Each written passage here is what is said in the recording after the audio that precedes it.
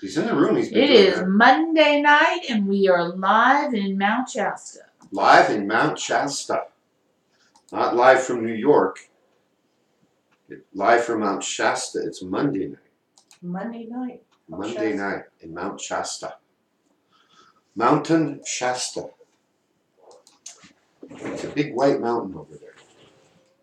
No, over there. Well, there's one over there, too. But that's not Mountain Shasta. That's true. Mountain Shasta is over there. Welcome, everybody. This is Your Water's Gonna Fall. Yeah, you put it on the edge if you would. Put it on the edge, or we can forage for a. We get kicked. That's true. We can forage for a coaster or something, but No, you can have it on the edge of the wood, just not there. Yeah. It's got to be level. Got it. There you go. So we are here. We're talking about Toltec stuff, really cool stuff today.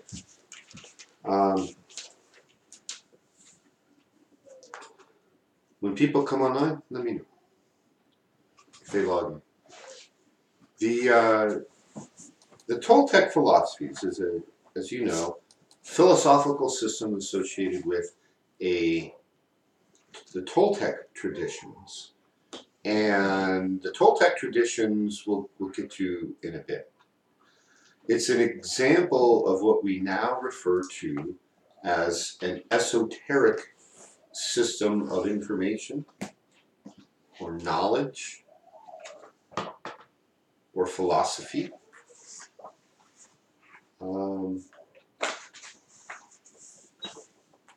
So the working question I'm starting from tonight is, what is an esoteric system of knowledge? That's a real question. Who knows? A hidden system of knowledge. Almost. That would be an occult system. Occult is from the Latin word for hidden. Esoteric has a slightly different meaning.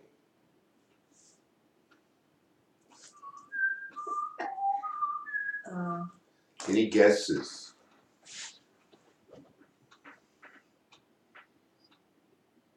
Anybody online? It's a system or of doctrines of knowledge passed down. Okay, how is that different than the knowledge passed down from father to son on how to split firewood?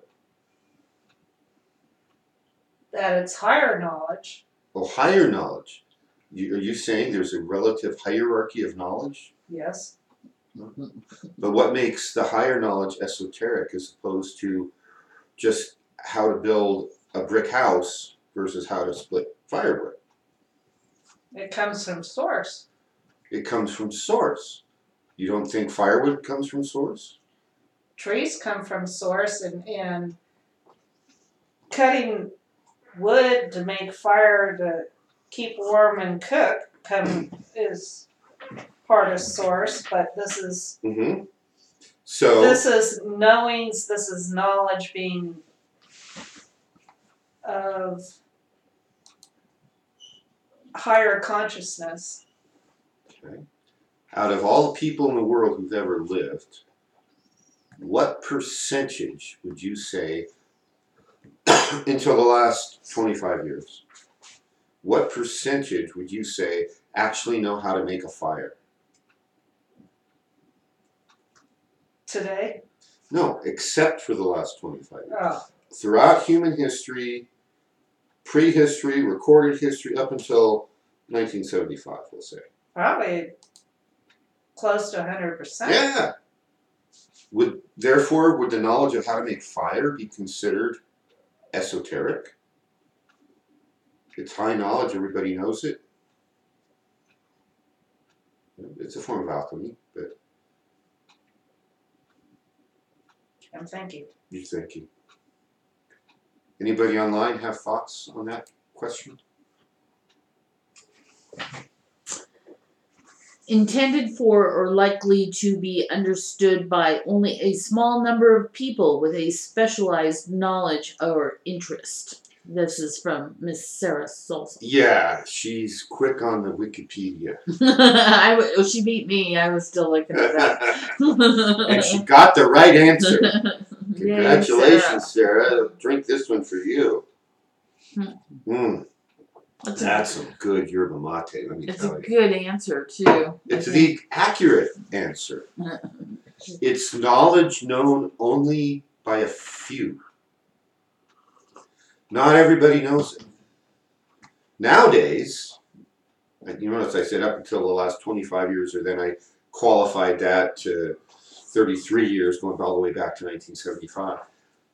Nowadays, yeah, how to build fire and split firewood is esoteric knowledge. But through most of human history, it wasn't. So there's stuff that not everybody knows. And that's been the case throughout history. So what we're talking about is what is the information in this esoteric knowledge? Why do so few people know it? And is any of this still relevant today? Because it could be misused. Yes, that's part of it.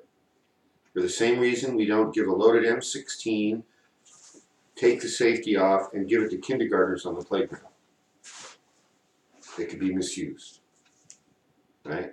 Mm-hmm. So the kind of knowledge that we're talking about, how to build nuclear weapons, would be considered esoteric knowledge. Most people alive today know that it's theoretically possible to build nuclear weapons. We've done it. We've used them in warfare. And more than just the twice in World War II in Japan. I'll let you guys go ponder that and figure that one out. But the knowledge of how to do it, I mean, I can build spaceships to fly to other planets. I don't have the detailed knowledge of how to build a nuclear weapon. It's esoteric to me. I don't know it. Now, the guys who are building the weapons, you tell them, hey, we need you to build a satellite to fly to Mars, and they're going to go, oh, it's kind of esoteric. I don't know how to do that. Go get that Cage guy, right? So it's not all just the higher spiritual knowledge we're talking about. Anything that has a potential risk has typically been withheld. Unfortunately, throughout history, and I'm gonna totally botch one of the place names here. There's times it should have been a little more esoteric than it was. When we're blowing up continents, when we're dropping thermonuclear weapons in India at the plains of, I'm not even going to say it, the plains in the area of, I think it's northeastern India, where the Mahabharata describes the nuclear war some 20 or 30,000 years ago. And they find the geological evidence that there was a nuclear detonation. Oh, wow. Yeah, there's a molten layer of glass. It's identical to the glass they found after our first above-ground nuclear test at Alamogordo in New Mexico. Oh, wow. In New Mexico, after that atomic bomb went off, the layer of glass was between 1 and 2 inches thick. Mhm. In Mohenjo-daro, that's that place in Turkey that's the underground city. There's the place in India, it varies between 1 and 2 feet Wow. thick. So it was a big So it explosion. had a hell of a nuclear explosion. It was big. Yeah, it was a lot bigger than anything we've ever dropped. And what year was that? Somewhere in the approximately between 15 and 30,000 years ago. Wow. I'm not sure of all the dating on that site, but when they look at all the sediment layers that are on top of it, they kind of came up with a ballpark estimate. So that's esoteric knowledge. It can blow us up.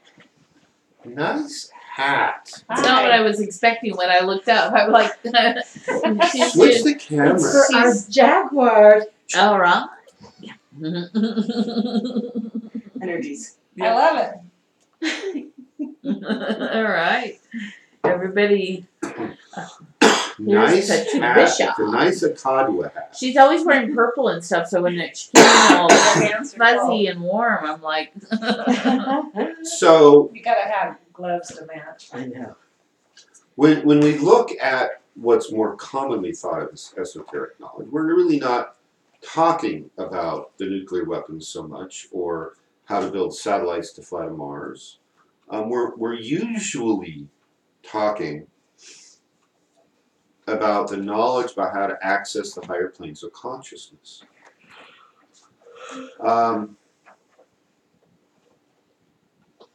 This knowledge that we would now consider esoteric, that was taught in all the so-called mystery schools, esoteric schools in Egypt and Greece, the Delphi Mysteries, the Zoroastrianism. There's a long list of the known Essenes in what is now today the Levant, that area that's been under contention for many thousands of years. Everybody claiming it, nobody controlling it very long. where? The Levant, what is now the eastern Mediterranean coastal regions extending inland a ways. So it would include modern Israel, Syria, Jordan, down into Egypt, the Negev Desert, the Sinai Peninsula, up into southern Turkey. You could make a case for that it might be considered to extend as far east as the Black Sea and then draw a line south.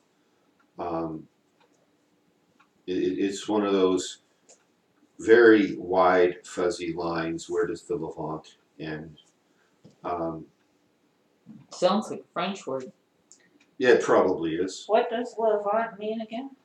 It's a region in the eastern Mediterranean that includes most of the countries we're still fighting over after umpteen thousand years. Uh-huh. And mostly, and this is total segue we're not going to go down, the reasons that we're still fighting there have nothing to do with any lesson you've ever been taught or learned from history. There's other reasons why. This esoteric spiritual knowledge, among other things, if you apply yourself, you will be able to access the Akashic records. You can go read history, you can go read, and keep in mind, history starts now, right? So what I said 5 minutes ago is now history. Mm-hmm. You could access that if you knew how. So that kind of knowledge can be abused. That's one of the number of reasons why when you entered an esoteric school and entered into the lesser mysteries, the first level of the lesser mysteries took 7 years.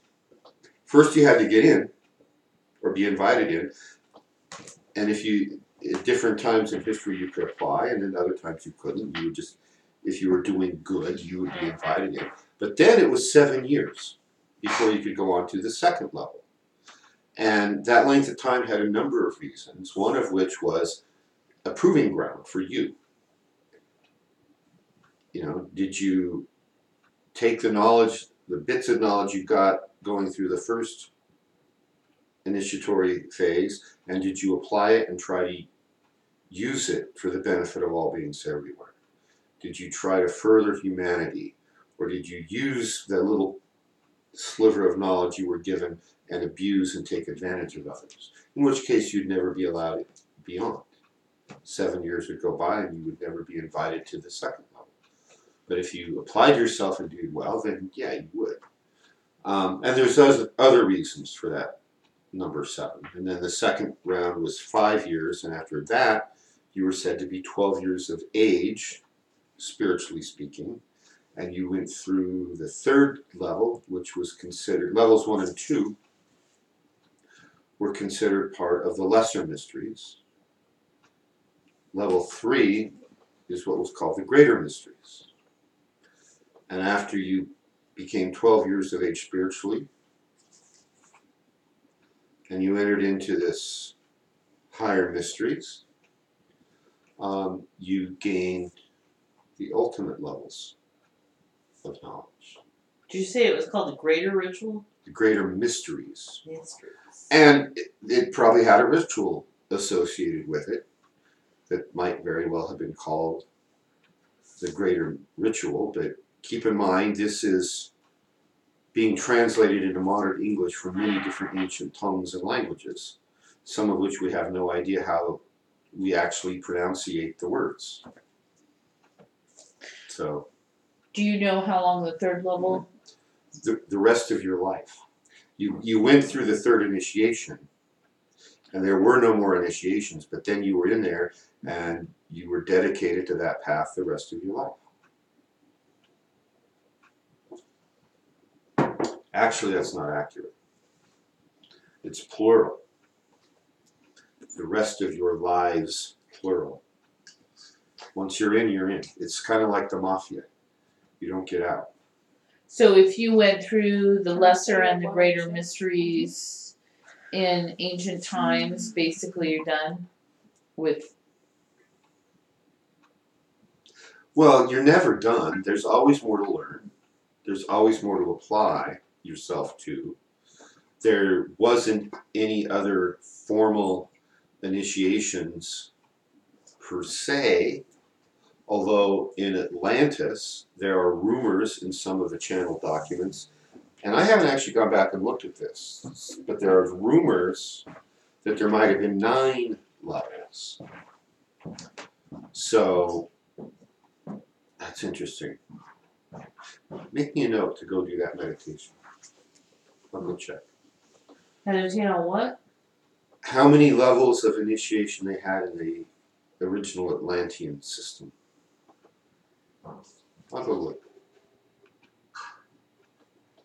So if they had 9 levels, and how many levels do we have in this school? There's about 3. It matches the quote unquote modern format that we have in the last 10 to 12,000 years.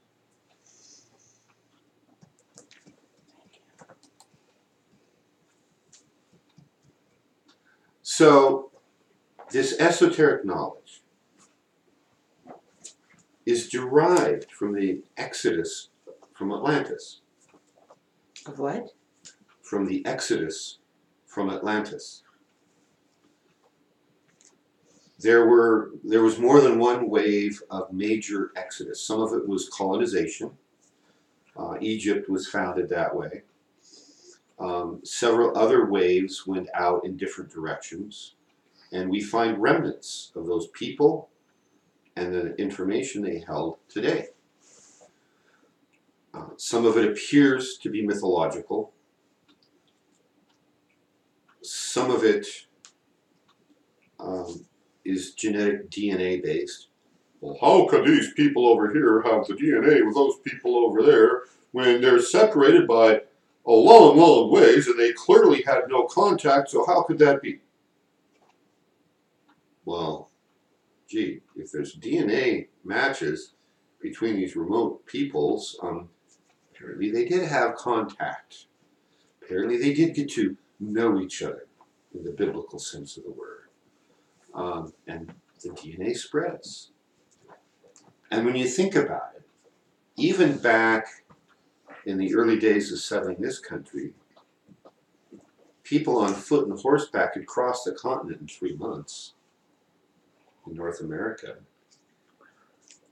I mean, it doesn't really take all that long to walk. I mean, people would travel by horse and camel once the southern Silk Roads opened between the Middle East, or the Levant, basically, and China through various routes. You'd go over and back in just 2 years. You know, a lot of Middle Eastern merchants became wealthy because they'd hire themselves an army to protect themselves from brigands, and they would gather up all their money and they would go over there and buy all the cool stuff that we didn't have in the West and bring it back and sell it at 10 times profit. And the Templars got rich too on the Well, that was Silk Road. much later. Yeah. I'm not talking that late. That's in modern times really. That was between about the late 900s and early 1300s. So that was very recent. They got rich because they provided a service. Mm-hmm. They would guarantee, and this is a segue, I'll get back to esoteric knowledge shortly. What the Templars did, one of the many things they did, is you wanted to travel to the Middle East on a pilgrimage. Well, it's a long ways, you needed money, blah, blah, blah. So what they would do is whether you traveled on land or whether you traveled by sea, they would provide protection. And you would deposit your money in a Templar bank, let's say in Italy, and you'd get a receipt. And when you get to the Holy Land, you give your receipt, you would get your money back minus a percentage, like 1%. And the 1% wasn't interest, it was the payment for the service of taking you to the Middle East, making sure you didn't get robbed, and protecting your money. So these Templar caravans, whether they were ocean-based or land-based, they weren't walking 2,000 miles carrying all their gold. And it was a brilliant system that they evolved. And yes, it made them fabulously wealthy, and they had different purposes of the gold than just getting rich that we're not going to go into tonight. These exoduses from Atlantis, though, these are the people who, when you read the mythologies from virtually every native culture, indigenous population on the planet, there's a story.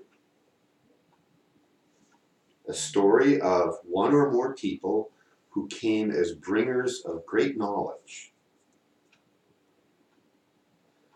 That knowledge included medicine and healing,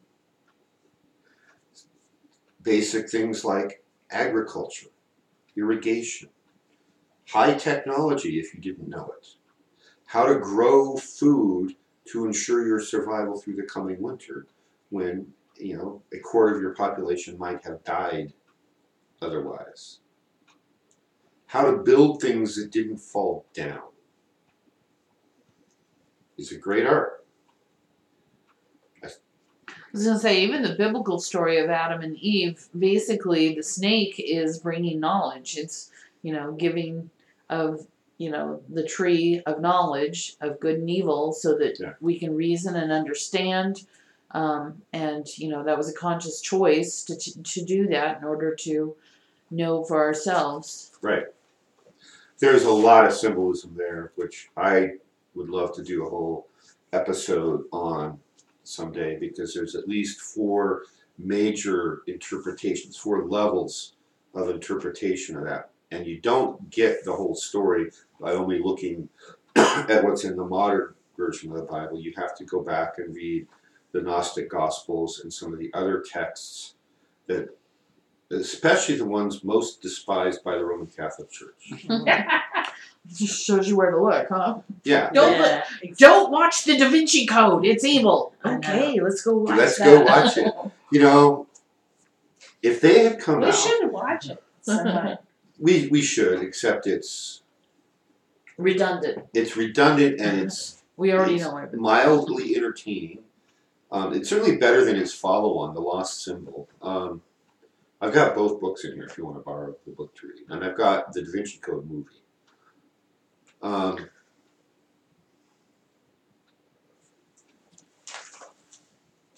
Where was I? Oh, the 4 levels of the snake. Oh, four Adam and levels of interpretation of the Adam and Eve story, if not more. There's four basic ones that I know. So anyway, this knowledge that's brought, every culture has it. They have some version of that story. Sometimes it's one man. In some cultures, it's one woman. In some cultures, it's a man and a woman. In other cultures, it's a group of people. Maybe there's some brothers, maybe this. And what those are is after we spent 15,000 years playing that party game where somebody whispers the name to the person next to them, it goes around the circle, and you write down what you said at the beginning, and then they pass it on, it comes back, it's nowhere near, and it just took 5 minutes, right? Well, now try 15,000 years of an oral tradition that finally, after 12,000 years, got written down, and we have slightly different versions of this story.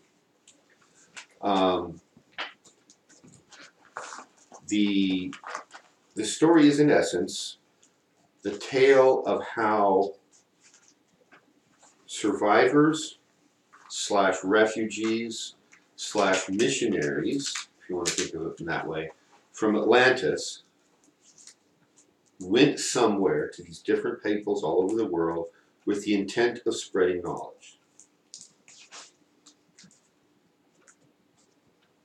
And after, it was part of the last exodus when things went boom in the night in Atlantis, that the wave of refugees made it to North America and eventually provided the impetus for the Toltec subculture, the Toltec caste. I actually think I like, for most of history anyway, until the very end, I like the name the Toltec caste because it implies this membership. It doesn't imply the whole people, right? It's not like we were a tribe. In fact, our oral tradition very specifically states we were not a tribe. They were a caste of knowledge holders. I like that. Doesn't caste generally imply that you're born into it, you can't get out of it? So it's like. It depends on whose country and whose continent you're on in which century, I believe. If it's India, yeah. In India, yeah.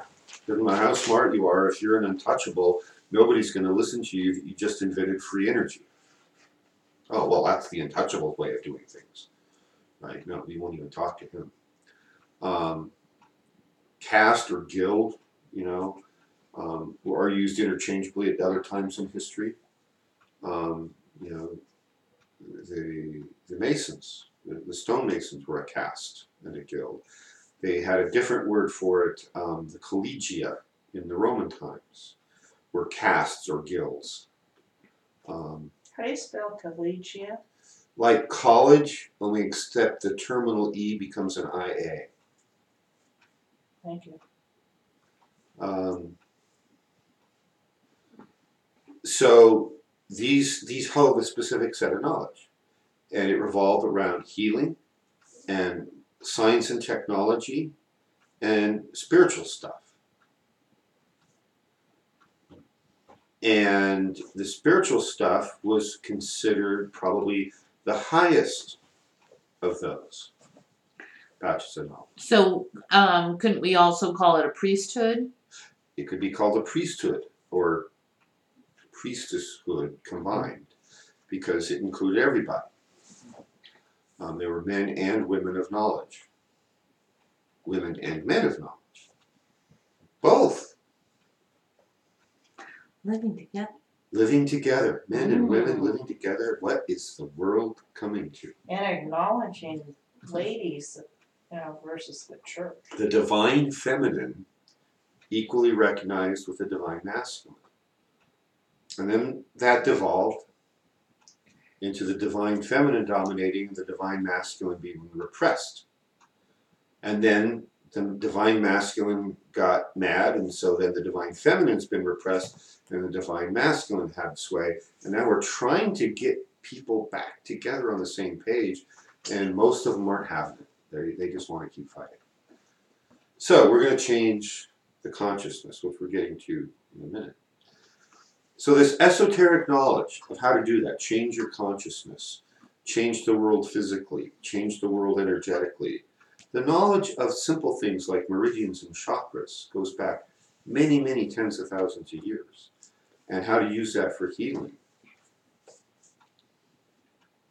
There's an image that comes to mind for those of you old enough to remember it or smart enough to go watch reruns on YouTube from the original Saturday Night Live episodes starring Steve Martin. He did a little brother, I think there were 2 or 3 versions of a skit series called Theodoric of York.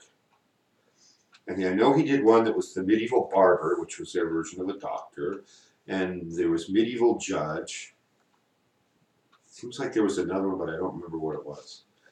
Where he has this moment where he's saving a life by letting the blood. Yes, the evil spirits are all expelled, but she's dead. Well, her evil spirits are gone. That's good. And then he has this moment where it's like, maybe there could be something better. Maybe we could have, and he describes an ideal medical system where people's lives are saved and nobody's lost, and it's based on science and knowledge, not guesswork. Or in the medieval judge, it's like there's somebody on trial for witchcraft, so of course they tie her up and throw her into the water. And if she floats, she's a witch, burn her. And if she sinks and drowns, well, she was innocent. Oh, your daughter was found innocent. That's great, can I talk to her? Oh, here. There's this wet, dead body, right? And it's the same thing. Maybe we should have a true system of justice and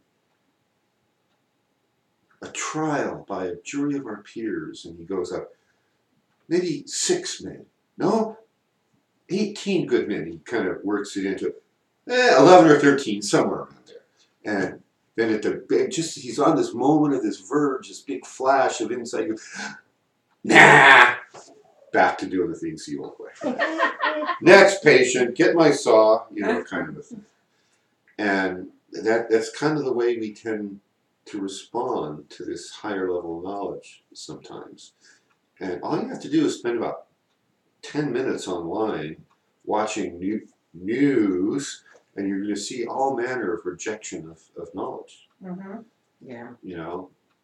And there's so many every day. It's like, that's what's getting me to stop participating in social media as much, just because it's like, really, beam me up, Scotty. There's no intelligent life out here. But that's who we're here to help, right? Somehow through consciousness. So the Toltecs came to North America. They were refugees from Atlantis. And they were responsible for being, well, let me back up. The Toltec caste intermingled with many of the peoples in North America. And they created, in a sort of by association, a loose-knit group of people that we refer to as the Anahuac. Now, some of you have heard some of this before, and it's just a little point, but the Anahuac means the land between the waters. And without going into all the justification for this conclusion, that in turn means North America. It goes all the way down to what is today present-day Nicaragua, which is right where the continent narrowed before it became South America, the narrow part being Panama. And the modern name of Nicaragua is derived from the words, the Nahuatl words, Nikan Anahuac, which means the end of the Anahuac. So they went down that far, and there was other people down there that weren't part of this Anahuac. And it was the Anahuac philosophy, the culture. You've heard me talk about this Tolteca-Yotl pyramid. That came from these Anahuac peoples, all of whom had this Toltec caste intermingled in it, doing the building and the priesthood work and the healing work and a lot of the teaching. And different upheavals at different times led to environmental disasters, both here and in other continents. And they gradually moved south into what's now southern Mexico and Mesoamerica. And so, literally, this esoteric knowledge created modern civilization as we know it after the last ice age. It was a resurrection of knowledge. The Renaissance. It was the first Renaissance. And we're still trying to get back there. When you read the Mahabharata and listen to the descriptions of aircraft dropping nuclear weapons, you realize this advanced technology has been around before.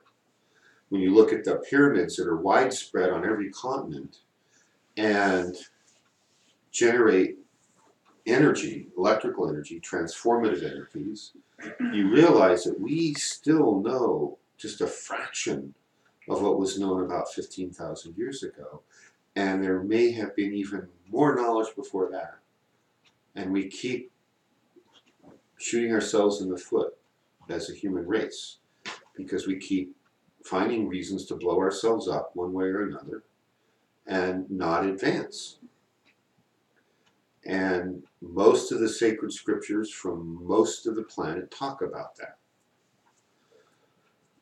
So historically, esoteric knowledge led to the creation of, at least on this continent, called the Toltec caste. On other continents, it was referred to by other names. It led to the reestablishment of civilization. And so the Toltec system of knowledge appears in most cases to be slightly more advanced than most. I won't throw out the word all, because there's possibly other systems I don't know about, but of the ones I know,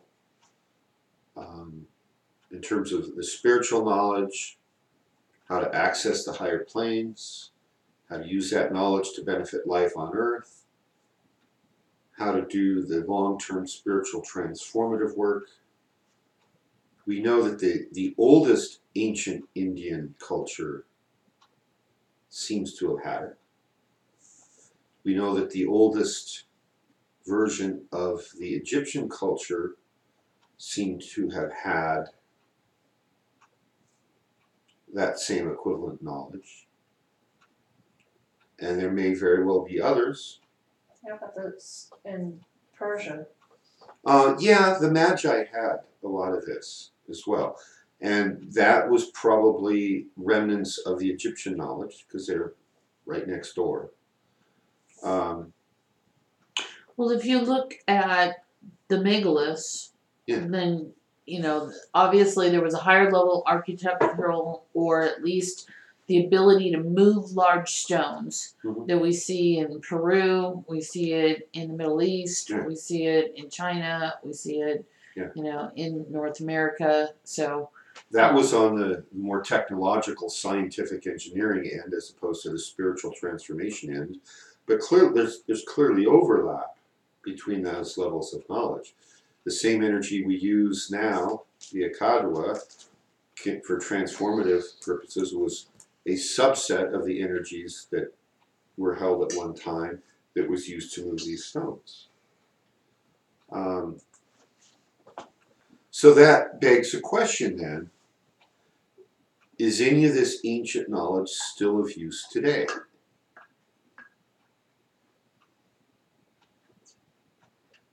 I'm sure it is. Of course. The people that have the knowledge that are using it and hiding in plain sight. So that's the point I'm trying to make, is that yes, it is still valid today. Whether you want to do your personal transformation work, whether we work in a group, whether we're trying to change the consciousness of society, the whole world is devolving before our very eyes. What was that article I read a day or two ago online? Somebody had a slightly different take on everything that's going on and is of the opinion that this is part of something about the Phoenix, a Phoenix event. So the Phoenix, and he says the whole story of the Phoenix is periodically all societies have to go through this. And it was hard to argue against the evidence because even the things he didn't talk about was, he or she, I can't remember who wrote it, was I'm aware of others. So civilizations build up and then they crash, and then we come out of that and then we crash. And I think the implication was we're headed for a major crash right now. Again, it's been foretold by prophecies all over the world. You look at the evidence of what's going on, and it's hard to argue against that.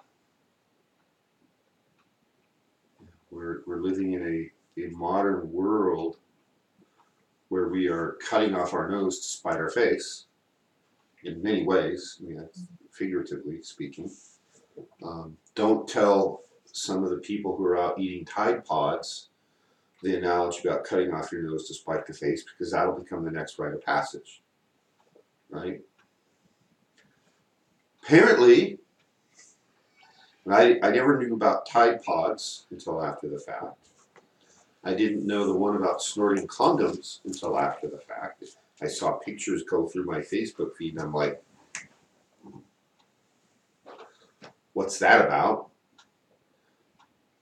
In case you haven't seen it, you take a condom, unroll it, you snort it up your nose, and come pull it out your mouth. And what's that supposed to do? It's a rite of passage. You can't think about this logically. It's like swallowing goldfish in the 1930s. So I could just see that those kind of people who are eating Tide Pods and snorting condoms, you teach them this analogy, and they're going to actually take razor blades and cut off your nose to spite the face. Oh, the birdhouse thing. Apparently there's some rite of passage now that they call it the birdhouse, where you put a blindfold on and you drive your car. Oh my gosh. Oh, God. And you can imagine what happened. There was just a story in Utah of some teenage girl doing this, and of course crashed, ended up in the hospital. I don't think she died. Did she kill anyone else? I don't know. Did she make the rite of passage? I don't know if you have to get to the other end and stay in one piece, or if you just don't die, if that's But considered if you successful. do it, doesn't it mean you don't really have a brain and maybe you shouldn't get There you go, thinking Darwinian. I like it. And who is partaking on giving you a diploma? I mean, where's that come from? There's a huge generational gap thing here going on. Apparently these people in who are now in their teens and 20s, I don't know if those are millennials or post-millennials, whatever we call post-millennials, they think this is somehow cool. In my day, it was considered cool if you didn't get into accidents. Exactly. Mm-hmm. Learn to drive and not get in an accident. Mm-hmm. And driving blindfolded, we'd like, I have so you're repeating saying- dreams about that, where I'm driving, but I know I'm asleep in bed and I can't see because my eyes are closed, and it's like, okay, at some point, this isn't going to work out very well. So anyway, that was one until about a week ago I was completely unaware of. That is probably the Bird Box. Or Bird Box. There's a movie on Netflix now where there's some entity that if you see it, you kill yourself. So people were driving a car based on the GPS and the parking system with all of the windows blocked. So they couldn't see. But That's that probably was what it part comes of the from. theory of it. But what was it they would see? It would There's cost, an entity that's kind of more of an energy, a dark energy. If you see the energy, you never get a picture of it in the movie. If you see it, it affects your neurological system in a way that you kill yourself. So the only way to survive is not to look at it. So they're going throughout the movie blindfolded. so this is trying kind to of get like from a place to modern place. remake of the Medusa complex or concept from Greek mythology. Yeah. Okay.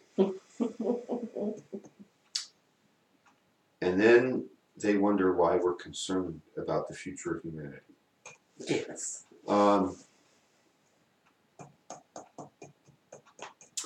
So, moving right along, we need to upgrade human consciousness. If you Quickly. take this type of a movie and you decide to drive blindfolded, and you start wiping each other out, yeah, we need to upgrade our consciousness and the paradigms. And so that's really what the Toltec philosophy is about. I've been working for more than 20 years. Probably now more than 30 years, actually. When I go back and do the math, yeah, more than 30 years on collecting information on these general areas of alternative history, alternative technology, alternative archaeology, spirituality, medicine, things of those nature. And I've been compiling it. I've got boxes of this stuff, photocopies from out-of-print books that I couldn't find to buy, photocopies of magazine articles, downloading PDF documents when I find them, all this kind of stuff. Actual books when I'm lucky enough to find them. And it's all of these things we're alluding to here for a long time. And what the end result is that right now, right here today, we have technology in the world of technology, in medicine, in healing, in spirituality. We have information that would make our present society look as primitive as our current society makes illiterate cavemen who can't make fire look. So there was a movie that came out once upon a time, very historically inaccurate, but it was a great, very good movie for one that had absolutely no dialogue other than grunts. It was called Quest for Fire.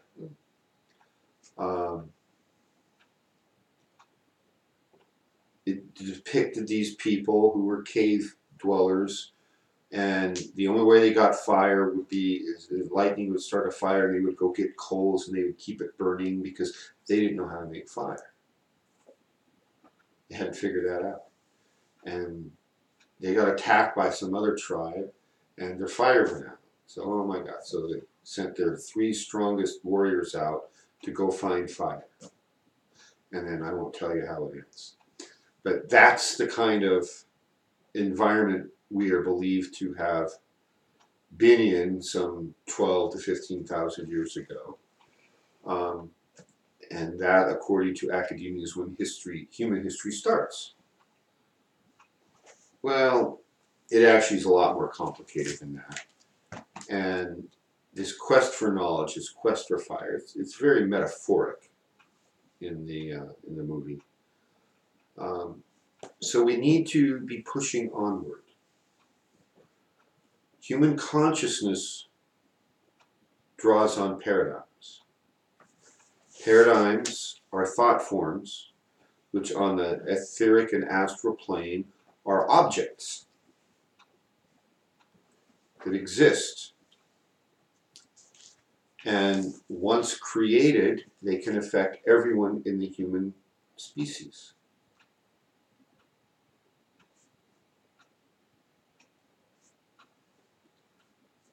So paradigms, Can you explain that? A paradigm? How are they objects? they're objects in the higher planes. So the same way that the Akadwa substance is etheric matter. If you meditate, and you have the skill to do this, you meditate, and in your meditation, activate your etheric body and look around.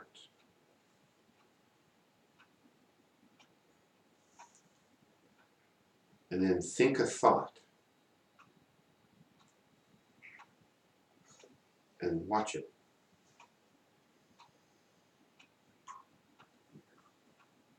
So how is that an object? I mean, It's an object in another plane. mean it's something to look at in another plane? Yeah. Okay. And then, as an object in a higher plane, it can be a radiator, like an antenna. This is why your thoughts are important, words are important.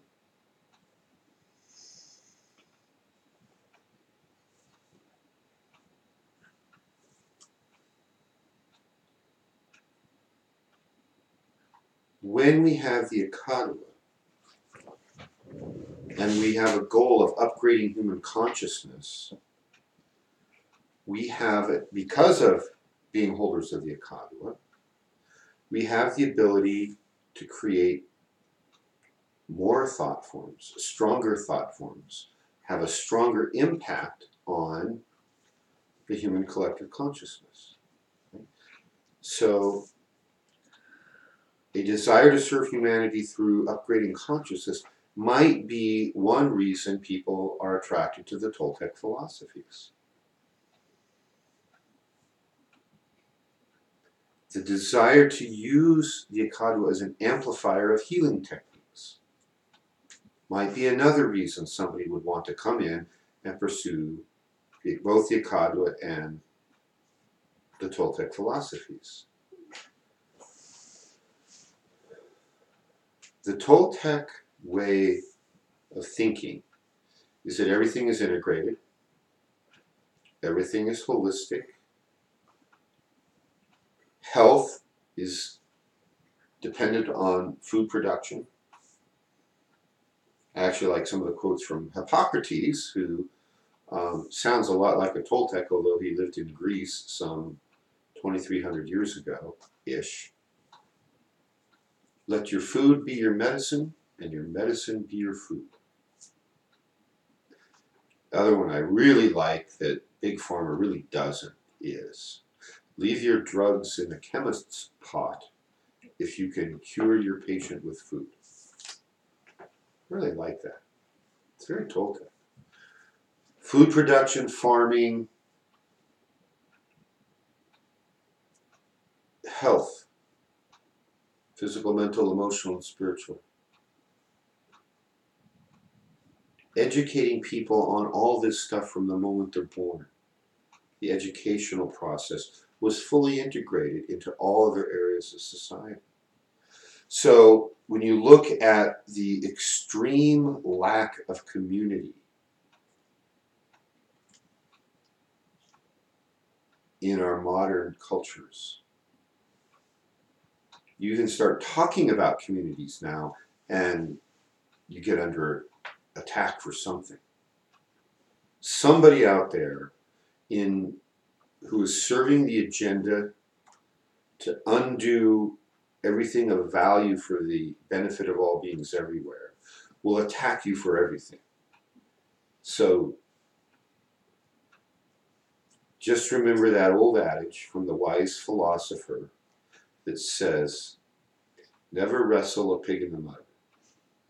You both just get dirty and the pig enjoys it. Right? So don't debate them. They're undebatable. They're stark raving mad sometimes when you watch the news clips of these people spewing nonsense. That's not curable Well, until we change the paradigm. They're listening to a channel. And we have to, if we can't change the channel, we have to go up to the news feed going into that channel and change it. That's the paradigms in the collective consciousness. And all of a sudden, people are going to stop caring about whatever nonsense is. Build a wall. No, don't build a wall. No, wait, we got to build a wall because. But no, we can't build a wall because. I don't know. Some of you may follow me on Facebook. And a week ago or so, I was saying the whole wall thing is a distraction. Mhm. Said, what are they distracting us from? Right? Because every major Democrat that's today against the wall voted for the wall in 2006. Some have been in office that long. So everybody changes their position just so they can create tension and confusion and a distraction. So did you all see my post today about what the distraction was from? I'm not on Facebook. Well, you might have seen it go through the news and you would have gone, that's it. So there's 5 major banks that were, I don't even think they were under investigation or under federal indictment. They were convicted of some heinous financial misdealings of the nature that probably, if we're just going to get fined a gazillion dollars, some of their directors might have been prone to going to jail. So guess what happened? Trump let them all off. He let them all off. He pardoned them all. This just happened yesterday or today. So Trump pardons them all. It's like, oh. So we'll see how long it takes for the government shutdown to get resolved now that that's happened. It's very, very interesting. Always know that what goes on in public or on stage, is a better term, in Washington, D.C., is carefully scripted. You know, it's like one week they're pro this, anti that, and the next week they all switch sides, right? It's amusement, if it weren't so serious in some of these things. And of course, along the way, people die. So we need a consciousness change. And how do you wake up people who are adamantly opposed to waking up? And all of the systems around them don't want them to wake up. Right. So there's a lot of vested interests who don't want an awake population. And our job, serving the great work, is to wake them up. We can't win this war by arguing with everybody on Facebook. I don't know anybody who's ever changed their mind, well, maybe 3 or 4 people, changed their mind because a Facebook meme made fun of their position. Right. I mean, seriously. Facebook memes make us feel good, or they give us something to laugh at the other side about. They're really not a vehicle for change. Now, occasionally, I've got 3 or 4 friends who are on the cusp of waking up. They've got the knowledge on some issues, but not on others. And you know, just last week, I have a friend down in Southern California posted a meme about something, and I said, "Well, that's patently not true because of X, Y, Z." And well, can you give me a citation? It's like, yeah, here's 2. You know, in your mind, picture the eyes going, "Oh my gosh!" And then all of a sudden, he's engaging in conversation, does some more research, and realizes that what I was saying was true. And it's like, oh. So, yeah, there's a few people who you can engage with, but this is somebody I've known for between 12 and 15 years, and I didn't meet them on Facebook, right? So very, very seldom does that work. There's the Facebook meme that goes around that says, what's the sure way to enlightenment? Argue with people on Facebook.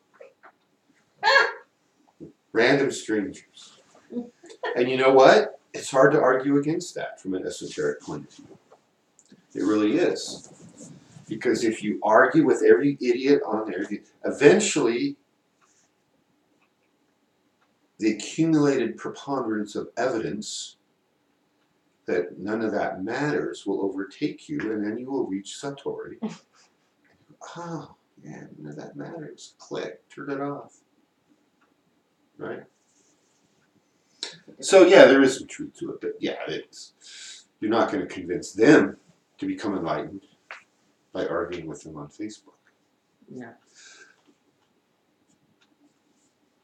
So, consciousness, philosophies, structure of the universe. How does the universe really work? How does our human energy field interact with the universe? What is the universe? What is creation? What is the absolute? These are all things that are important as opposed to interesting. And all of that might lead someone to pursue an esoteric path.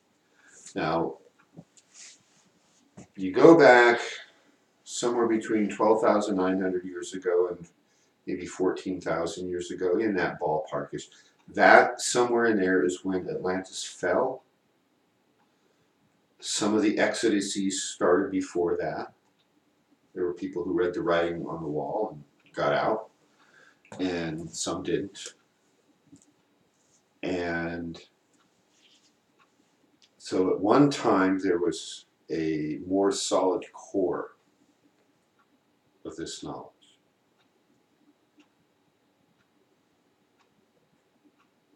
This knowledge obviously morphs a little bit based on the cultures it goes to, based on the geography.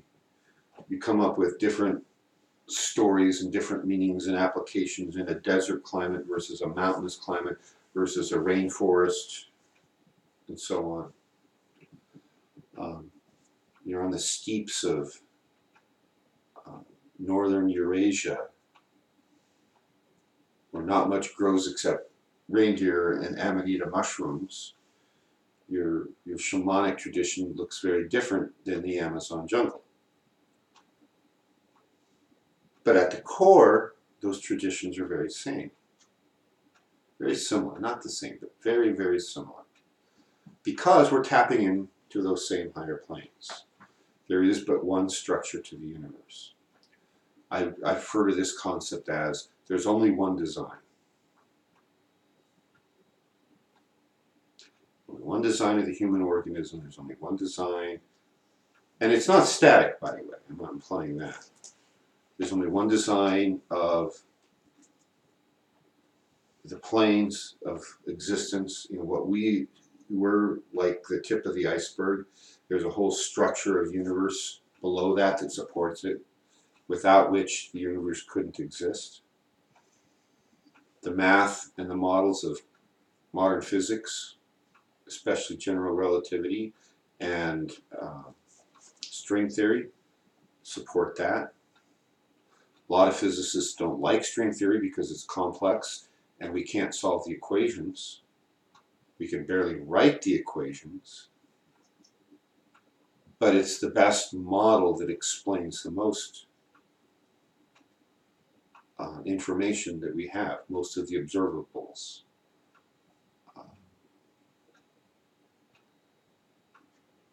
So this esoteric knowledge is the future of humanity. We're not going, it's like Einstein had a version of this, Buckminster Fuller has a version of this. We're not going to solve our problems with the same level of thinking that created them. We have to go beyond, push ourselves a little, and we have to create a new model that makes the old model obsolete. I think Einstein's quote and Fuller's quotes are kind of two sides of the same coin. Einstein says, here's the problem, and Buckminster Fuller says, here's the answer. Einstein, I think, articulated the problem a little better, and Buckminster Fuller articulated the answer a little better, but they're saying the same thing. It's the same message. And you can argue that I'm not going to listen to Einstein because he never combed his hair. Okay. I'm not going to listen to Buckminster Fuller because he can't even build a square wall. But I don't care what you like or don't like about the message. The key is, did you get the message? We have to expand our thinking. So the Toltec thought process requires a great deal of personal effort and personal responsibility.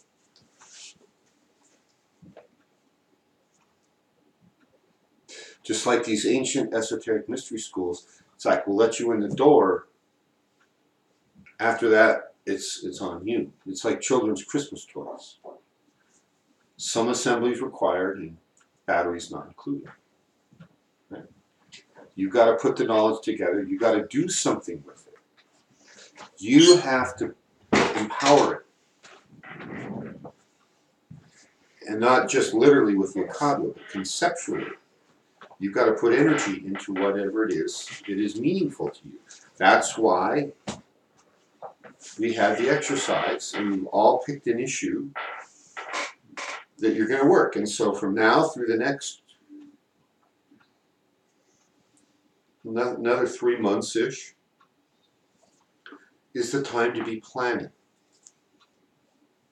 You've chosen an issue, whether it's community, I know a couple, 3 of you have done that, whether it's more technology related, whether it's just plain consciousness related, which is kind of where mine is, at the boundary between technology and consciousness.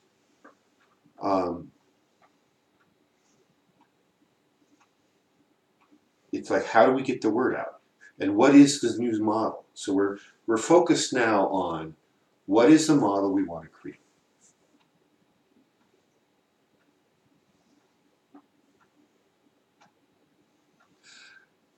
Somebody's going to give you an option, let's say. Hypothetically, theoretically, God is going to come down and say, all right, Patricia, you get to leave one message for humanity. You'll get the word out to everybody. It won't stick with them all. But everybody on the planet is going to get this message on the new model for whatever it is you want, the one message to leave to future generations. And then you go straight into heaven, the highest levels of heaven, boom, and future generations will be lighting candles for Ascended Master Patricia. What's the one piece of information you're going to leave the future of humanity? That's hypothetical. You're not limited to one. And I don't know for sure that you're going to become an Ascended Master. We'll After light this candles lifetime. for you anyway. Maybe not with that hat. You Right. might. I was thinking with the house. Right. Oh, I think with the hat. You need a Sure. tail. So, Baby But- steps. but it's a question of priorities, right? Time is of the essence. Because we're still here in this dense physical three-dimensional world, 4 dimensions if you include time. We have finite lifespans in these biological machines. Rather, we don't have finite lifespans. Our biological machines have finite lifespans. And so we should be working to do everything we can to extend that operating lifespan as much as possible. when it's time for new spark plugs, you put in the high quality plugs, not the low quality plugs. So what's that message that you're going to leave? If you could only do one.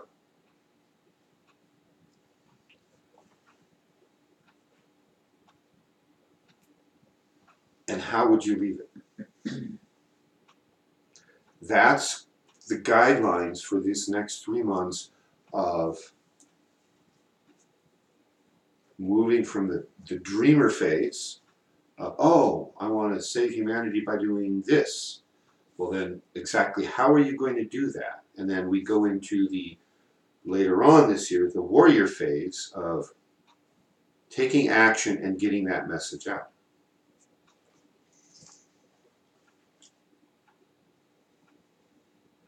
Who's online? Anybody? Sarah is the only one who admits to it. Melody was. She's here in person now. Oh, wow. There was 5 on. We're down to 3 Okay. watching. So All right. 2 mystery guests. Mystery guests, welcome. Thank you for watching. If you choose to, you can log into either a Gmail account or a YouTube account. And because one of them bought the other, the accounts are now the same. If you have Gmail, you go to YouTube, you're already logged in, and vice versa, I guess. And when you do that, the benefit is you get to ask questions in the chat feed that you see on your screen. And we will answer them to the best of our ability.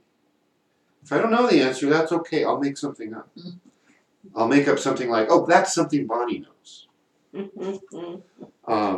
So like theatrical costume design, I'm an expert on that because I turn those questions over to Bonnie. And by turning them over to her, I'm never wrong. But please engage. We welcome you. We're glad you're watching. So please do engage.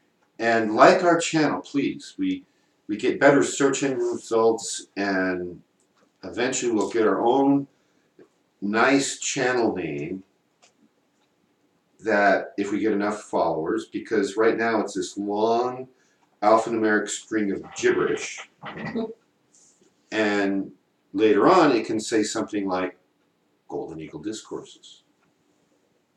What a concept. I like that concept. Yeah, so please like our channel. Tell all your friends. Even if you never watch, just go like the channel. It's better if you do watch, you might accidentally learn something like how to save humanity from themselves. But in the meantime, like our channel. We appreciate it. Thank you. Yeah, stay away from those condoms. Snorting condoms. With Tide Pods in them? What's that? I said with Tide Pods in them? I don't know if the Tide Don't Pods give have them to be any in the... ideas. Yeah, don't give me any ideas. I can just see these 3 pods. Hey, I heard last night you can snort a Tide Pod or a condom with a Tide Pod in it. And then that'll be the next phase. Then it'll be your fault. While blindfolded driving. Right. There you go. So what's a Tide Pod? It's one Okay. of those little pods that you put in the laundry. It's like a Okay. little gelatin. This Don't tell was a new invention for apparently the Tide company that makes laundry detergent came up with. Tide Pod. Okay. And it's this little thing, it's sort of like a gel cap, only it's bigger. You know, like you might have vitamin E in, only it's like about this big, and it's got detergent in it. And It the dissolves in casing the water. dissolves. So you throw it in Okay. there, water hits it, it dissolves. It's pre-measured, you don't have to get dirty, you just throw Yeah, it. you don't have to like try to pour liquid or powder and put it in. You just dump. It's the lazy man's way to do laundry. Oh my goodness. And so these things are big enough that they can swallow or you I don't know how you swallow them, they're pretty big. I don't know why you'd want go watch YouTube. Mm. There's pictures on YouTube, videos. What, do you pee bubbles or what? Oh my goodness. I will defer to the YouTube universe. I've never done it. And I have to confess, No desire, I huh? have no desire. As long as I live in this incarnation, I will have to suffer with never having had the first-hand knowledge of eating a Tide Pod. Wow. That's okay by me. Wow, I agree. So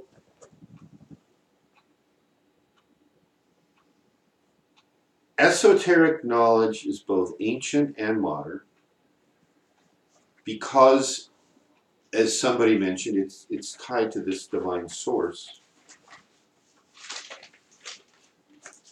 and it represents core fundamental truths of the universe. The esoteric spiritual knowledge is every bit as much a law of physics as is esoteric technological knowledge, like levitating hovercraft, Jetsons cars, pyramid energies, or thermonuclear weapons. Aircraft design would have been considered esoteric at one time. One time there were only two guys in the world who knew it. Orville and Wilbur. And you saw what happened that they let the secret out, and now we've got 747s crashing and all that stuff, right? The original Orville and Wilbur Kitty Hawk flight, the run up, the takeoff, the flight, and the landing could take place inside a 747. Wow. Or the even bigger, the military cargo craft like a C-5A. It could take place inside the plane. If you stripped out all the seats and all the other stuff, there's room inside. Wingspan, it wasn't that far. It's like 100 feet they flew. It was enough that they went up and down enough that you can tell it was not just a kite in the wind. And the fact that they very quickly, the aviation industry took off. It's obviously they knew what they were doing. Wasn't that one of those 100 monkey things though, where there was other people who came up with the same ideas like right after that, or? There had been a major effort to create heavier than air flight for some time. Hot air balloons, lighter than air, had been around for at least since the Civil War, right, 1860s. Both sides would send up hot air balloons on their side of the lines with telescopes to look down and spy on the other guys.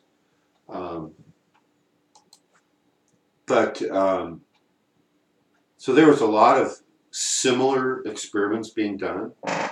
The Wrights did several things that nobody else figured out. The first thing was everybody's trying to imitate a bird and the way the bird flew.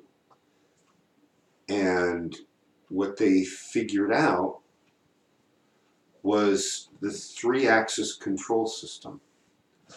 How to go up and down, how to bank and go left or right, and how to yaw, okay?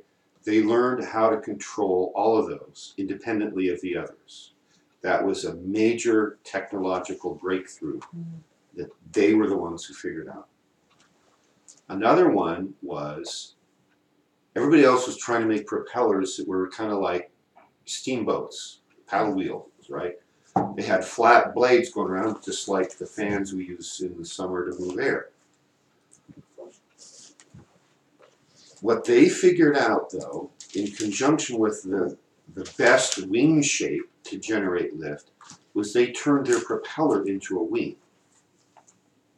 So it wasn't just a rotating propeller with flat blades, it was rotating wings, basically. So not only did it move air physically, it created lift to pull the aircraft. And the other thing they did was they got the weight ratios right, and they invented a new internal combustion engine using cast aluminum. Aluminum was very rare, and nobody else was doing that. But what it did was it lowered the weight of their engine by like 2/3. And when you added up their controls, their propellers for thrust, and the lighter weight engines, that got them over the threshold into flight, powered flight. So yeah, everybody else was trying, but nobody did it except them. And then, of course, people looked and copied, and Next thing you know, we're flying 747s to Hawaii for vacation. So that was several, not just one, but several brilliant, cutting edge, leading edge kind of breakthroughs that the Wright brothers made. Serenity says hi. Oh, hi, Serenity. Thank you for watching us. Serenity, this is for you. There is a book, if you're interested in the history of the Wright brothers in flight, that talks about all the major breakthroughs that made flight possible. And it's called The Leading Edges. It's a big color picture book that's chock full of the history of aviation. It was written by the guy who spent some 20 plus years as the director of the Smithsonian's Air and Space Museum. So he had access to all kinds of cool records and hardware. So it's well illustrated, and you might like it, Serenity, and anybody else watching. And I have a copy here, so the next time you visit us, Serenity, you ask me and I'll show you. I'll dig it out. It's down in that corner over there is where it's at. So I'll pull it out for you. You have to remember, because I won't. She says she's more interested in unicorns. Do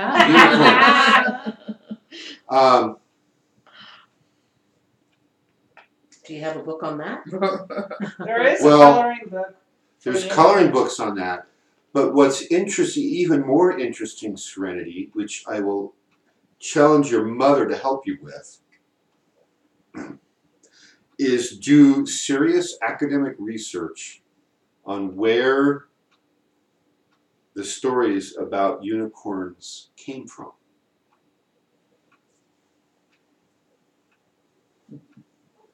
And there is information available that isn't just made up.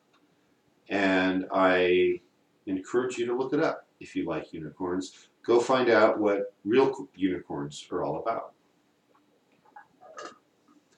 So, following an esoteric path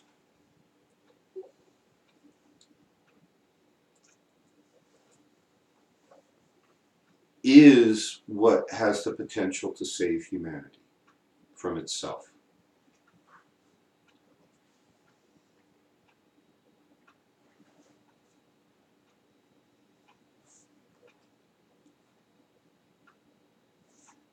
If you haven't already turned off this program in disgust and left,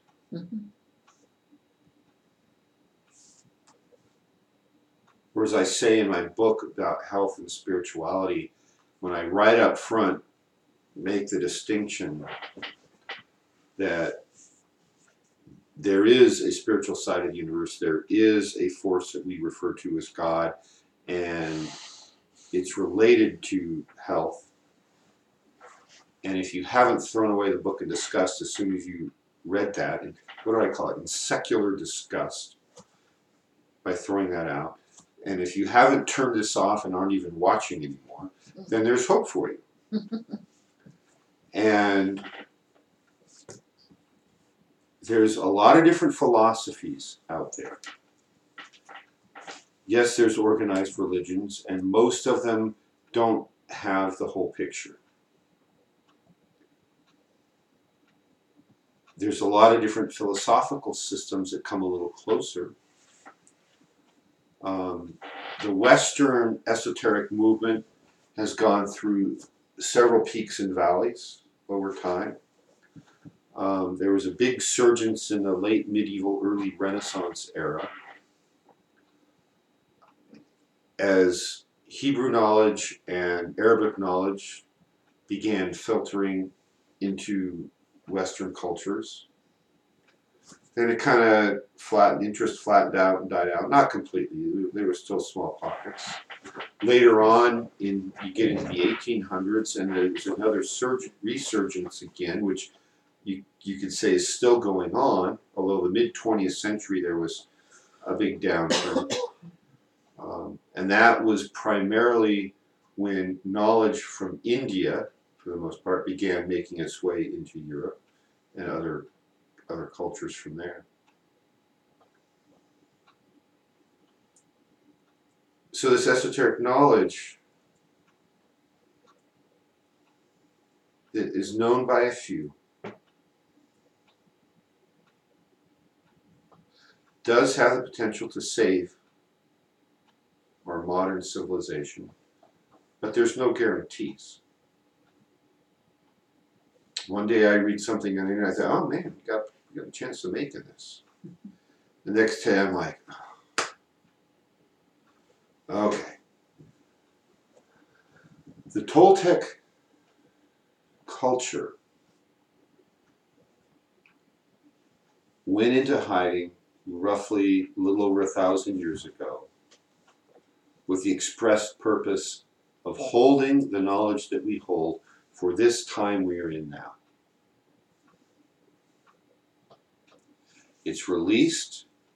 We are endeavoring to move humanity forward. And there are no guarantees that humanity wants to move.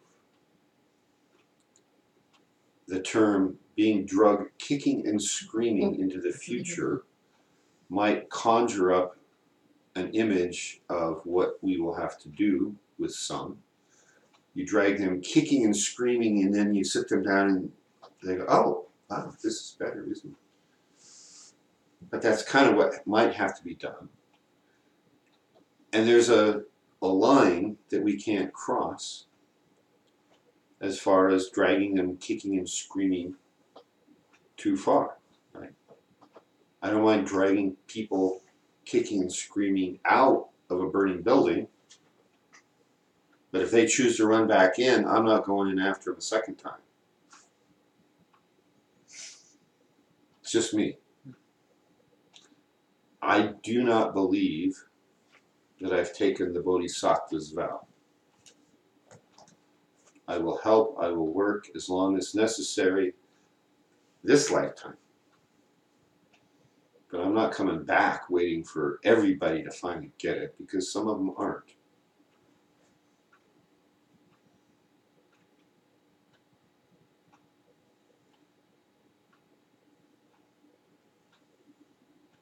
The Toltec system in that last 1,000 years has developed the Akadwa and moved it forward. And we're not done, by the way. And by develop, I mean the Akadwa that all of us hold now is stronger than the power, or what they used to call the Akadwa 1,000 years ago.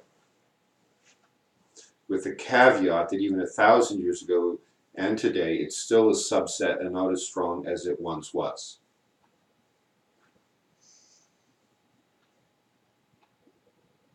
And not just the Akadwa, but all our knowledge has been developed and refined in many ways that no other system of philosophy or spirituality or organized religion has.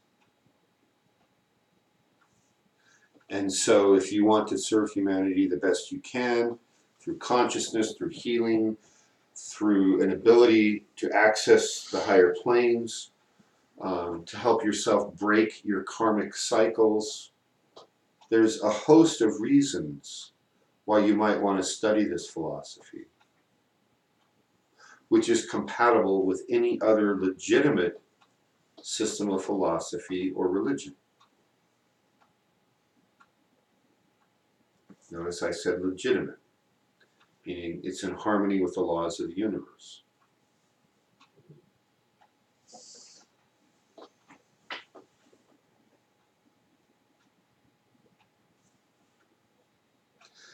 There is a great deal of personal effort on your part and discipline. You come here once a week, you hear a discussion, I put out more information, I challenge you, I push you, and then you go away for a week. I'm not there every day when you get up to remind you to journal your dreams, to set your intents, to use attention, to engage with every task you do using the Akadua, to push your levels of knowledge. I'm not there every day to look over your shoulder and say, why are you wasting time reading that when you have 2 required books you haven't read yet? Like I said, some assemblies required. You have to do that. This type of discipline and training, especially by the standards of today's modern society, is difficult.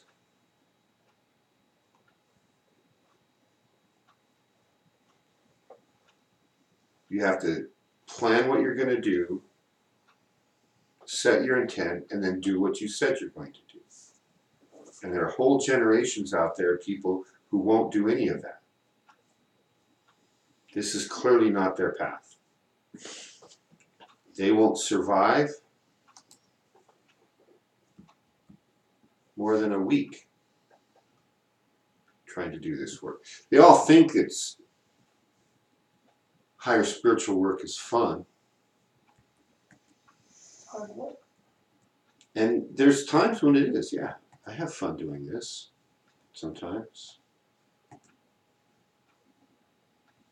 But if you try to sell shamanism as being fun,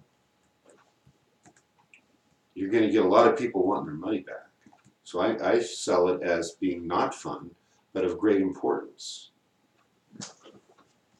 And then when they have a little fun, they go, oh, wow, he said it wasn't going to be fun there. It wasn't fun there. Oh, shoot. They let the secret out.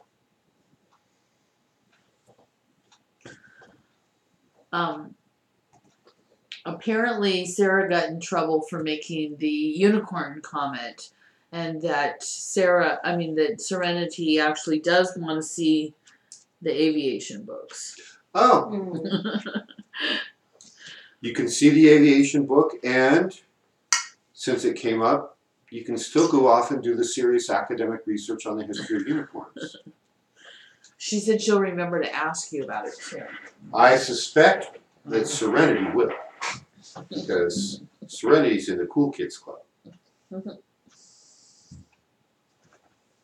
Oh, What? something happened. I don't remember hitting this, Oh, it's in the wrong place? but yeah, and all of a sudden it's cutting your head off. I did that once. I'm not doing it. It's a barbarian camera. Did you get it fixed? No, it's fine. It's it was just that I would scroll down on the other page. Oh. Operator was- error. Watch out, your foot's near the Okay. leg. Yeah. That's And where in I- aerospace world we have a highly technical term called FTFP. And I'll let you figure out what following that certain type of procedure means.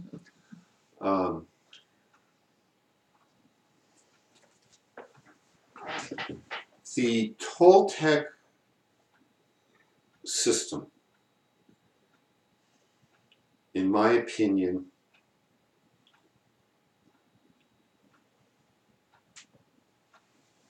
and of course I'm biased, but it is stronger and more powerful and more versatile than any other system of philosophy. And I make that claim after having studied everything I could find back in the day. 15 years of between martial arts and acupuncture of trying to use Qigong and whatever energy I could find, seeing the energy of all the so-called masters in California, not all of them, but a lot of them, and being overwhelmingly unimpressed with their abilities for healing or anything else, to looking at and studying all the different systems of religion and philosophy that I could get my hands on. I knew there was something else out there that I was looking for. And without even knowing at that point in my life the Holy Hobo prayer, I realized, looking back, that I was praying that I would know it when I found it. That's the Holy Hobo prayer. I'm looking for something and I don't know what it is, but I pray I will recognize it when I find it.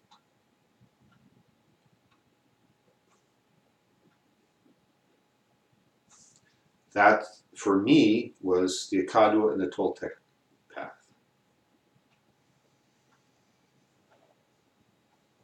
I found it, and having studied and tried out, a dozen, 2 dozen types of way of people doing energy healing, energy martial arts, etc., I found the Akadwa and made more progress in a month than I had in 15 years. It's my opinion that probably in the ancient days gone by, there was probably some kind of a Qigong transmission.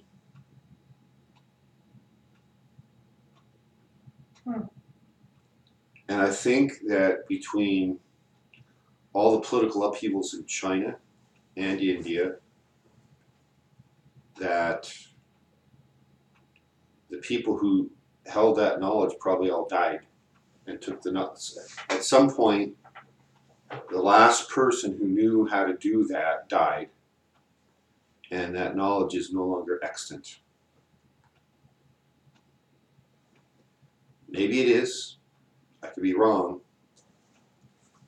And if I am, I hope that someday I find the Qigong guy who has the transmission. Maybe you can meditate and get it. Yeah. There's other things I'm doing for other energies right now. So extant would be available on this physical plane? Yes, still in existence. Okay. That's what the word extant would mean. How much of it do you think is just simply that they don't know how to teach it? And in other words, you've talked about your frustration working with the teachers and that you didn't notice anything, but also you weren't noticing anything, but Pogo was. So there was something happening back then, and you've become a lot more sensitive to it since working with it. But I just put it out there that it seems like from watching different demonstrations of Qigong masters that there's probably some real people out there that have the juice, but they're not able to teach it. It doesn't seem like Right, because I think you can take the raw iron and rub it on the magnet, it'll eventually become as strong a magnet as it can. And I see evidence that people have practiced diligently the Qigong they were taught, and they developed a certain level of proficiency. And the fact that they can't pass it on is exactly what's led me to believe there's something missing in that tradition. Mm. And if there's anybody who's a Qigong expert who knows something I don't, please contact me. The email address should be on our YouTube channel there somewhere. And at this point, I have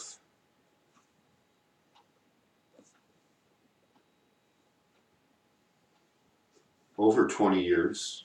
It's more like 25, 28 years, something like that, experience in Qigong and martial arts. And I've met a lot of the so-called great masters, at least the ones in California, at one point or another. I'd go to their seminars, I'd see what they have to say, I'd feel whatever energy they had, and a few instances I had people I knew who went to these great Qigong masters to get a healing. Nobody got better. So I think there is still something that's missing. The And missing link. yeah, and I think it's a transmission. So, going forward, I encourage everyone who ever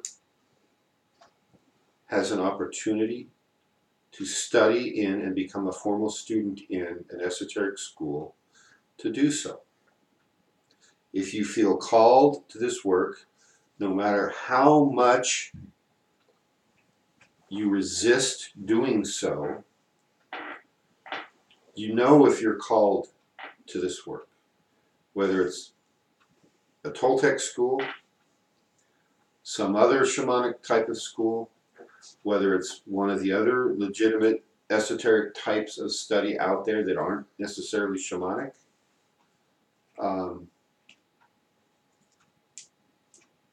There's more than one path up the mountain. Mhm. And so you have to go to the path you're called to, whether it's something else, whether it's some other ism, whether it's shamanism, whether it's Toltec shamanism, Lakota shamanism. Pick one. Pick the one you're called to. And do it. And put all your effort into it. And that's how we're going to save humanity. And that said,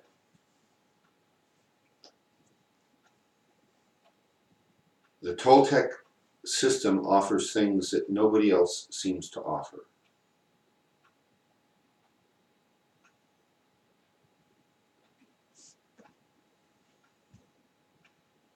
And it isn't always an either-or proposition. At some point, you need to pick a system and reach that main plateau of proficiency, and then you can add on if you still feel called to. And the Ikadua alone will help whatever other system you're involved in. You can receive the Ikadua, you don't have to become a formal Toltec student, and whatever other path you're on gets better. You will be more successful. And if you're uncertain of your path, and you want to know more about the Toltecs, keep tuning in, and we will teach and hopefully and offer teachings, and hopefully something will stick with you. So one major announcement is there won't be a Toltec discussion next week. So that's Monday the 21st, I believe. We will be involved in a week-long Toltec class, and we will be otherwise occupied. So the next broadcast will be 2 weeks from today. You can announce the new newsletter and new Akadua, and the I guess the first one is actually the Spiritual Essentials class next month. Okay, do we? It's online Okay, it's online and on the Akadua website. it's on the Akadua website under calendar, Okay, and then it's also should have gone out to everyone on our email list. So if you want to be on our email list and you didn't get that, contact us. yes. So we have a website called akaduahealing.com. There's a calendar section, and the classes for roughly the first third of the year are up. We have a course called Spiritual Essentials. We have a level 1, a level 2, and a level 3. I think the 1 is in March, the 2 is in April, and the 3 is in May. All scheduled right now. And There's 2 shamanic weekends too. And there's a couple of shamanic weekends where we get together for 1, sometimes 2 days, and we practice skills. And basically, we do it that way because we create a transformative space, and it's impossible to do some of the things we do in shamanic weekends while you're still immersed in the world. That's why this next week we will be in a week-long isolation tank going through some transformations for some people. And then we'll come out, assuming there's still a world to come out to, and we will move the work forward. Any questions over here or online? I asked already. I don't see one. So for some of you who watch this not on real time on Monday nights, and I know there's a few of you because we seldom see more than 6 or 8 watching, and then a week or two goes by and we've got 20 or 30 views. A, thank you very much for watching. And B, if you have questions, contact us. Maybe you work second shift on Mondays and you can't ever watch this real time. If you have questions, we have an email address. You can send us an email. So, if there's no other questions, we're going to end it here, and we'll be back in 2 weeks. I have one question. Question? I have somebody who is interested in being a part of the school. She's in San Diego. Can anyone watch this, or do you need to request access? You need to have a computer. She has that. You need to have an internet connection. She has that. Okay, then she can watch. Okay. Send her the link. So when I send it, have her send us an email, Okay. and we will put this individual on distribution. We have a special email address group called Discussion Notices, Cool. and we put people in there, and then when we go to send out these emails on either Sunday night or Monday morning, I think I What went out about to workshops and stuff? Will that list have that? many are available, will be available to the public. Obviously, like this one next week is Right. not. No. But like Um, the weekend, Yeah, most, And it's a case by case basis. shamanic training Yeah. workshop. it's an invitation thing. So if you have someone that you think might want to come, or then they need to contact him and he'll talk to them about. So, okay. There's people who I've talked to them and said no. Mm-hmm, There's people I've talked to and said yes. mm-hmm. Not everyone who's come to like a shamanic weekend has survived. Meaning sometimes within days and sometimes within months Hours. or hours they've said, you know what, I don't want anything else to do with this. This is too big, bad, and scary. And that's a good thing that they realize it that Know quickly. thyself. That it's not their Yeah. path. And I start the conversation by saying, this isn't for everyone. Mm-hmm. I've been a student at Coyotes now for 10 years, Bonnie for 12, and he says the same thing. He's been a formal teacher now for 15 years, more than 15. And the first thing he tells you, this isn't for everyone. This is hard. Mm-hmm. And Kachora told him, and Kachora's father told him, and so on, all the way back, at least to the time of Sayakato, where he was telling everybody who no, this isn't for everybody. It's hard work. Yes, it's rewarding and valuable for humanity, and it's hard, so you got to be committed. So that's how I could look at it. Be disciplined for humanity instead of be disciplined for myself. That's really what the great work is, and the great work, I mean, I've made allusions to it, but we're working for a lot more than just humanity. So Save the world. it's not just the world. Yeah. So, So Sarah said that she got you a gift. oh, She found a couple of those phone charging sticks that you Oh. wanted. how cool is that? Except for they only came in pink. A real man uses pink Right, charges. I got the pink memo. I think we all got the There you pink go. memo There you tonight. I'm wearing pink tonight, Sarah. Hey, it works. Right. So there you go. Sarah's Thank you. awesome. Gotta color your hair. No. Sarah. Come No, I'm on. going with the natural salt and pepper look. these Right. days. You can do red. I'll eventually upgrade to the natural gray and silver look. There you go. You could put the horns up and everything. That'll match the red shirt and the black hat. The IMers Yeah. know the horns are Oh there my somewhere. goodness. Okay, So We're the only devolving. thing I need to ask about is that apparently I never recorded, I only streamed tonight. So is other than just stop streaming, is there anything different I need to do? if you hit started streaming, then it had to record, Well, I hit both, you know how you're only supposed to hit one, I hit both. and so that you hit the stop and it Right. stopped it rather Yeah. than start. Okay, so that means the only record is on the YouTube channel, and that means I have to find that app and download it onto this computer, which will let me then download a YouTube video. My So- question is, do I stop streaming or not? Not yet. Okay. Okay, so I want to say a word about the spiritual essentials Oh, I thought we class. were done. For those who've been to it, you know what it's about. For those who've heard me talk about it, you may or may not remember everything that Bonnie or I have said.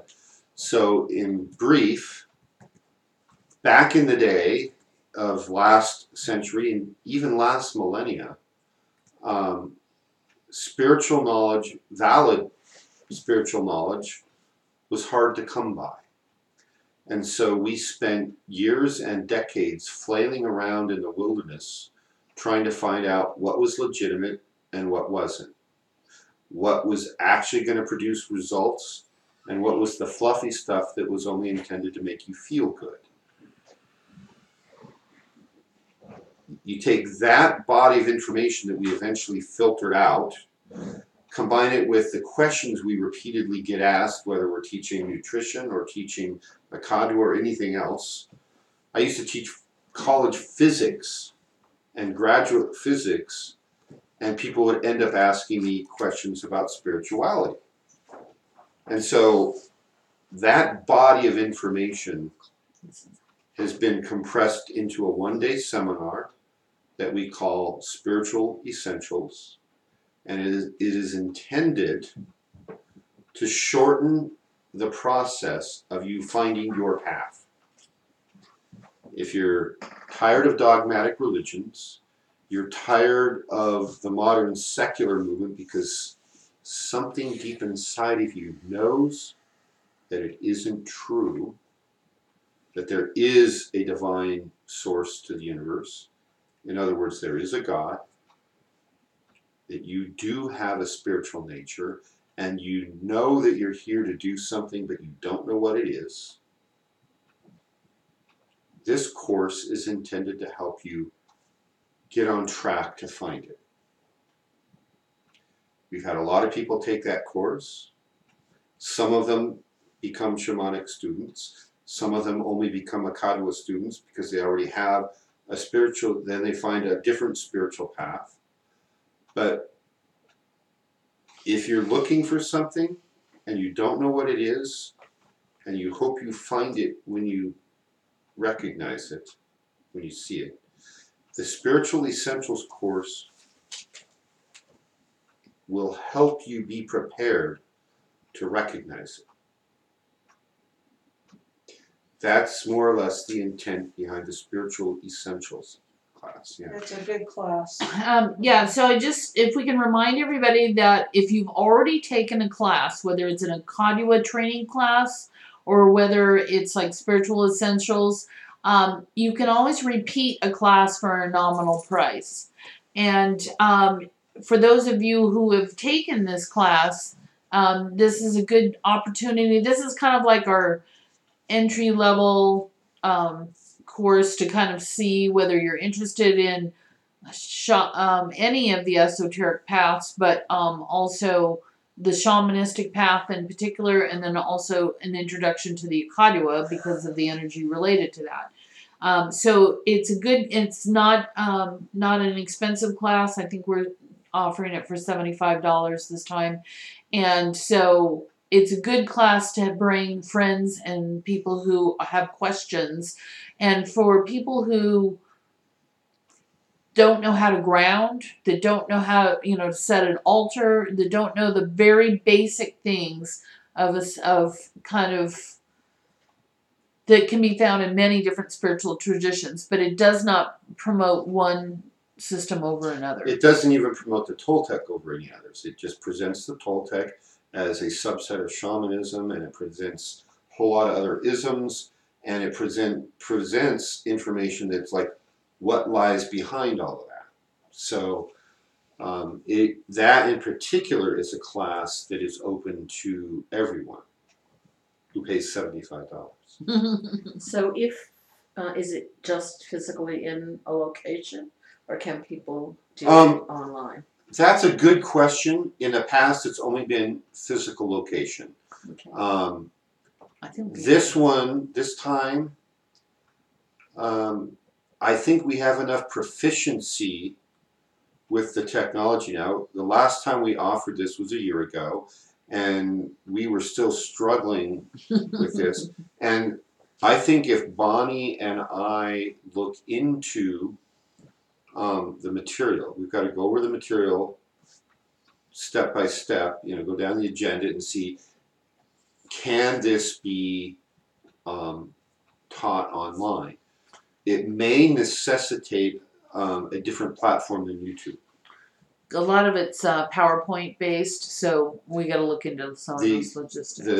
The platform called Tell your friend to come up here. Right. Stay with you or stay with me.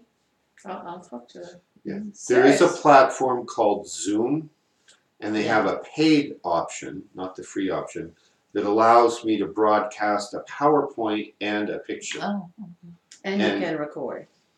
Yeah, and we can would record that. So there's been a few other times where I have wanted to use that feature, and none of them have actually materialized yet. But I know that that option is out there. So, and that allows me then to control access, whereas YouTube, I really can't.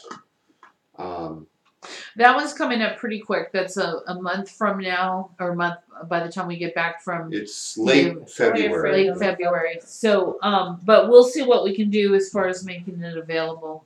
But the best thing to do would be, and everyone in the school is going to be asked to help promote that in some way. Okay. So you started. Good for you. So Okay. when is it gonna be? Well, it was in the calendar I gave you. Okay, but I don't have the calendar. I don't either. So Okay. That's why we gave you a I mean, copy. it's at home. yeah. Well, Calendar. All right. Now we will stop streaming and stop being live. Thank you for watching, and see you in 2 weeks.